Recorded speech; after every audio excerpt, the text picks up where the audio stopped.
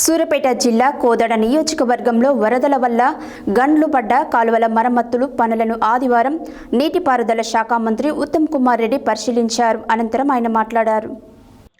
సూర్యాపేట జిల్లా కోదాడ నియోజకవర్గంలో వరదల వల్ల గండ్లు పడ్డ కాల్వల మరమ్మతు పనులను ఆదివారం నీటిపారుదల శాఖ మంత్రి ఉత్తమ్ కుమార్ రెడ్డి పరిశీలించారు. అనంతరం ఆయన మాట్లాడుతూ ఇటీవల కురిసిన వర్షాలు రాష్ట్రాన్ని అతలాకుతలం చేసిందని గండ్లు పడ్డ కాల్వల మరమ్మతు పనులు చేపట్టామన్నారు.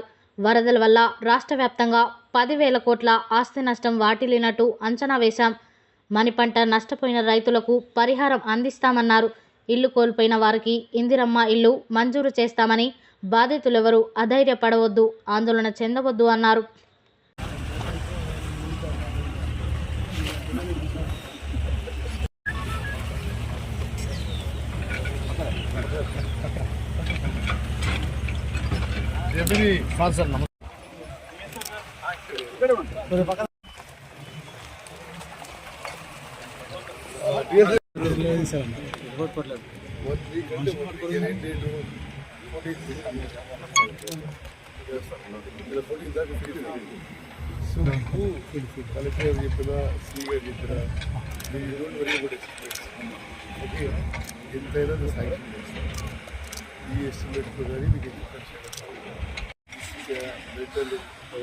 ఏం కావాలో అది ప్రభుత్వ యంత్రాంగం మొత్తం కూడా కోఆపరేట్ చేస్తారు.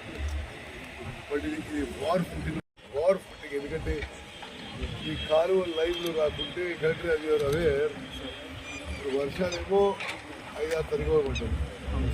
వర్షాలు కాగానే అదేదో ప్రకృతి వైపరీత్యాలు వెరీ సివియర్ ఎండ వచ్చేసి రైతులేమో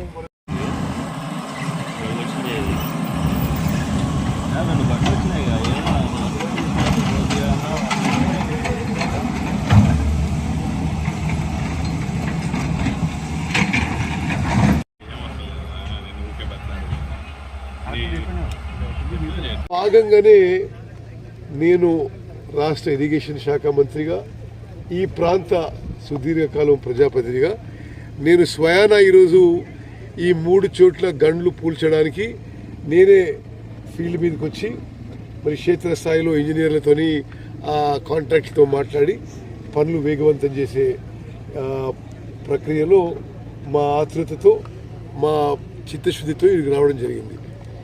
మరి